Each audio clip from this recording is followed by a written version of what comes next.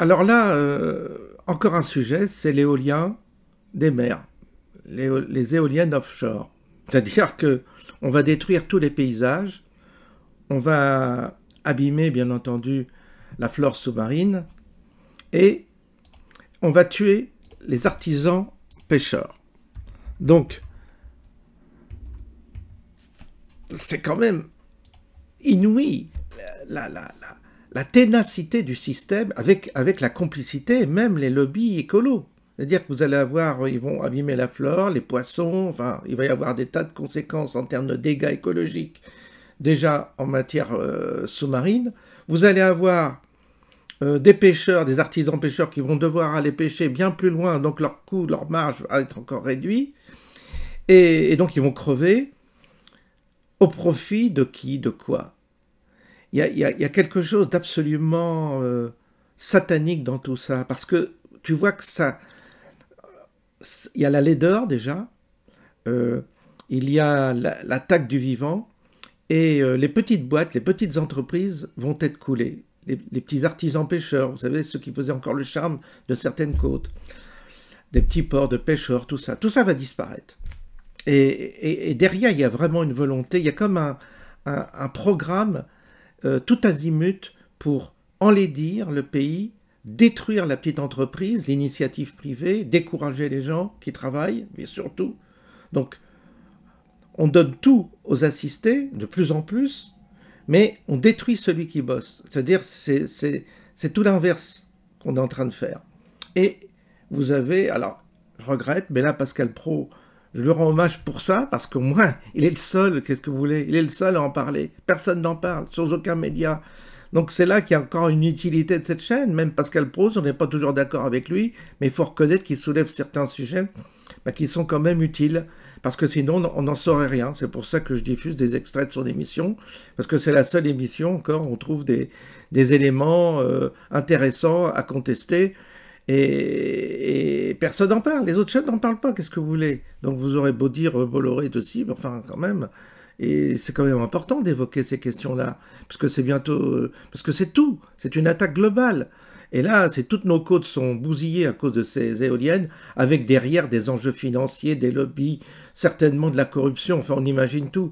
On écoute. Le commissaire européen, pour essayer de remettre un petit peu les points sur les i, comme on dit, et puis de le mettre en face de... Et surtout qu'on n'a pas besoin de produire plus d'électricité, mais bien qu'on en produit plus qu'on en consomme. Bien évidemment. Et le reste, on n'est pas. Si en plus on pouvait le vendre, mais on le vend même pas, on le vend à perte. Enfin, c'est des trucs de dingue. Il y a un point aussi qu'il faut. Mais que les LR devraient monter au créneau là-dessus. Il y a un point qu'il faut prendre en considération. Le Rassemblement national monte au créneau. Nous sommes d'accord. Le Rassemblement. Qui est sur votre position politiquement? Le RN. Le Rassemblement national. C'est les seuls. Alors, mais c'est pas normal. Vous savez, donc la Macronie n'est pas là-dessus. Aujourd'hui, quand nous nous exprimons et quand nous avons l'opportunité de donner notre avis, les partis de gauche, en général, nous traitent ouvertement dans la presse de carbo-fascistes, de poutino-trumpistes.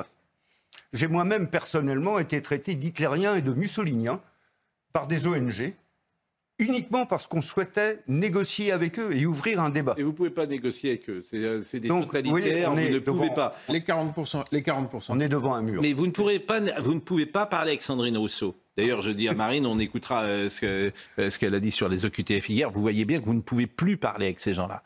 Ce n'est plus possible. Et comme en plus, ils ont l'espace médiatique parfois et qu'ils leur donnent un haut-parleur, vous ne pouvez pas parler avec elle. C'est impossible. Et n'essayez pas de négocier non plus, c'est impossible. Un point important, M. Praud aussi, c'est le retour sur investissement de cet éolien offshore.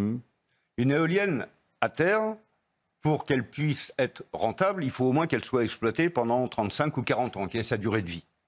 En mer, aujourd'hui, on n'a aucune idée de la durée de vie à cause de la corrosion. On l'estime entre 25 et 30 ans.